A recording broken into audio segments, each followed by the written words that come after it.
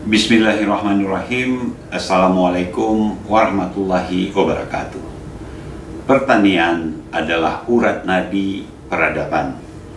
Teknologi pertanian merupakan teknologi canggih pertama yang diciptakan umat manusia.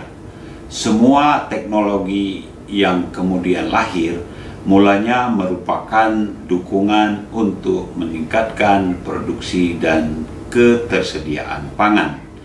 Demikian pentingnya sektor ini sehingga secanggih apapun manusia melangkah, tetap tak dapat dipisahkan dari petani dan pertanian. Saya Nova Iriansyah, Gubernur Aceh, atas nama pribadi dan seluruh aparatur pemerintah Aceh, mengucapkan selamat kepada pengurus Perhimpunan Sarjana Pertanian Indonesia atau PISPI Aceh yang telah dilantik. Teruslah berkreasi dan berinovasi. Semoga keberadaan PISPI Aceh dapat membantu melahirkan petani Aceh yang tangguh dan profesional dengan dukungan teknologi terkini.